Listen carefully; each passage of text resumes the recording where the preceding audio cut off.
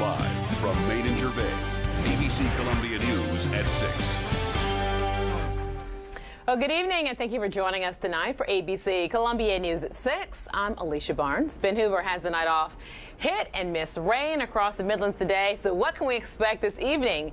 Chief Meteorologist John Farley joins us live right now with a look at our current conditions. Hey, John. Hey, Alicia. Yeah, mostly mist is what we're going to see out there this evening. There are a few showers, and they are light in Saluda County, and they're pushing quickly toward the upstate, so most of us are looking at this.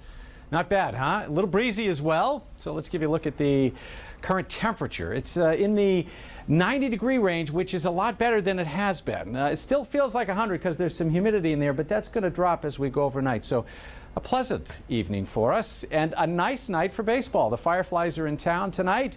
They're hosting the Drive, and there you see 80s all the way through with a little wind out of the northeast. So that'll be the wind blowing in from the outfield. So again, a nice night for baseball. Here we go. Tomorrow, this is how things are going to shake out for you. Starting out in the 70s, climbing to around 90, and it looks as though tomorrow afternoon, evening, we'll see a few more storms. Probably a little more active than today. As we head middle part of the week, it's going to get yet more active than that.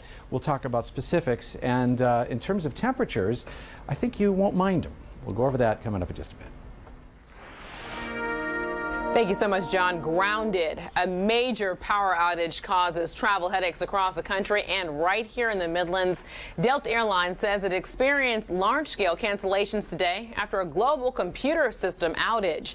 It happened around 2:30 this morning at the airline's Atlanta hub, affecting operations worldwide. Now, flights in the air were not affected by the computer outage. The company is issuing waivers for customers traveling today through August the 12th. And the scene was no different at Columbia Metropolitan Airport today, where there were several delays and cancellations tied to the outage. And travelers we spoke with say they were frustrated with the unexpected change in plans. I mean, it happens. We understand. It's just very discouraging, you know? Discourages the queue. And for more information on delays and cancellations in terms of flights at Columbia Metro, you can always go to our website. Just click on abccolumbia.com. A new report says that South Carolina's economy is ahead of the curve. According to the Post and Courier, the state will outpace the national economy next year. Now, the reason?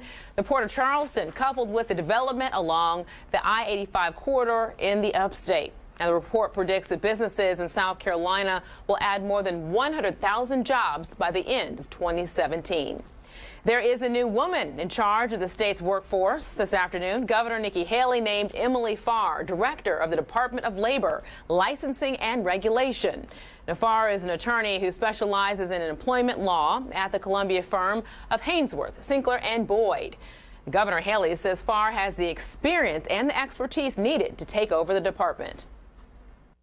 That is what LLR is all about. It is supposed to be about customer service. And so I'm thrilled that there's a lot of great talent out there, but I am thrilled that we continue to find the best talent to come and help us. So we look forward to Director Farr's leadership.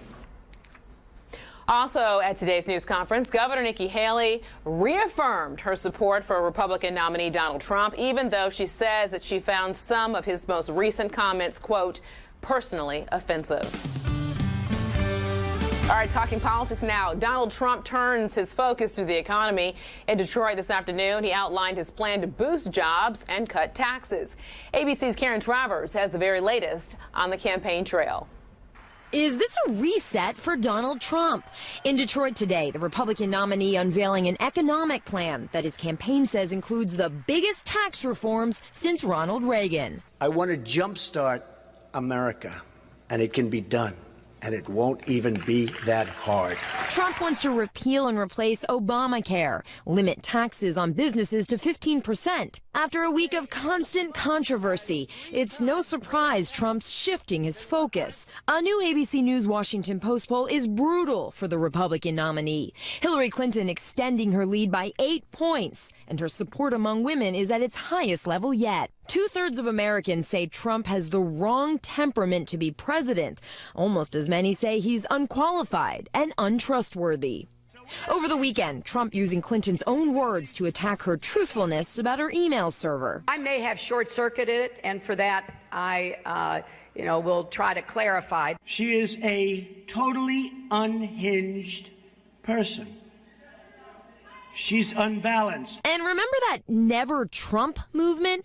It's back. Evan McMullin, a 40-year-old former CIA agent and congressional staffer, announcing today he's running as an independent third-party candidate. Evan McMullin told ABC News America deserves better than Trump or Clinton, and he offers a conservative choice. But it will be tough for him to get on every state ballot. In places like Texas, for example, McMullin and his political backers will probably have to sue to get his name added. Karen Travers, ABC News, Washington. Our Richland County deputies, they're looking for two men they say robbed a convenience store at gunpoint. Investigators say just before midnight last Monday, the suspects entered BP gas station on Park Lane Road and demanded money. And no one was injured in the incident. Deputies say the need for speed landed two Camden brothers in custody last night. Kershaw County Sheriff Jim Matthews says that Adrian and Spencer Rogers reached speeds of up to 111 miles per hour on their motorcycles in downtown Camden. And when deputies asked why they were driving so fast, the two men said they were just, quote, fooling around. Well, that just fooling around landed them both fines of more than $400. Richland County deputies are still looking for answers after a woman was found lying in the middle of the road yesterday with severe injuries. Investigators say it happened just after 2 Sunday afternoon on Fairfield Road. The witnesses say the woman was pushed from a moving car. If you have any information on this case, please call the Richland County Sheriff's Department or Crime Stoppers at 1-888-CRIME-SC. Collaborating in an effort to end gang violence. Law enforcement agencies across the state are gathering in Columbia to learn more about how to combat gangs. Today marked the start of the Department of Corrections annual conference, and our Beth Russo joins us live in the studio now with more on a problem that's happening in our own backyard and across the nation. Beth? Hey, Alicia, the U.S. Justice Department estimates that more than 700,000 members comprise nearly 28,000 gangs in the U.S. Here in the Midlands, officials say they're seeing gang members as young as 10 years old. With so much at stake, law enforcement is constantly exploring effective solutions. An ongoing issue without a clear-cut solution. Whenever you have young people shooting and killing young people, that's a problem. Vincent Goggins is commander of the Midlands Gang Task Force, one agency of dozens statewide joining forces and fighting gang violence on the streets and in prison. That constant communication, you have to have it, training together. If it's not in your community now, it will be. According to Goggins, gang activity in Richland County has shifted in recent years, from drug and weapon trafficking to counterfeiting and human trafficking. I mean, they're reaching out social media and back pages and different avenues like that to attract these young ladies. Despite the change in trend, Goggins says they've seen a steady decline in gang membership since 2005. Then it was more because it was something new. So you had the numbers, a lot more numbers then, but now it's more, I have chose to live this type of lifestyle. While membership is dropping out on the streets, officials are seeing a stronger gang presence inside the prison system. Everybody coming from all over the state, all over the nation coming to the prison systems. If you're talking about white supremacy, you're talking about Aryan Brotherhood, you're talking about your Bloods, and some neighborhood gangs all come to the prisons and try to control all the contraband coming into the prison. Regardless of location, authorities say the solutions to gang violence are the same. Communication. Typically, 99% of our crimes are solved through community partnership. And training. Start knowing the signs and symptoms and know how to identify them, then you can identify them in such a situation and deal better with it. Now, with the school year getting ready to start, officers are reminding parents to talk to their children about the dangers associated with gangs.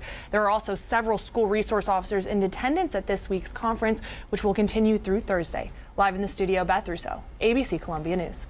All right, thank you so much, Beth. Well, the fire marshal's office is looking into what sparked an early morning house fire.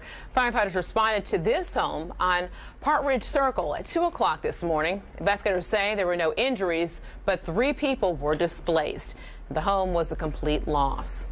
If you have not had dinner just yet, you still have time to help the families of 2 fallen heroes.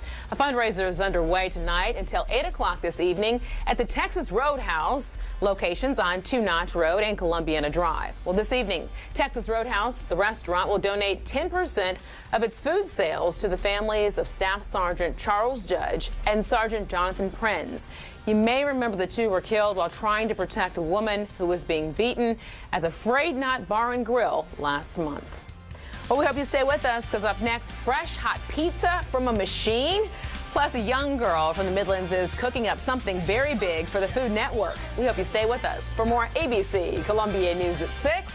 We're live from Maine and Gervais.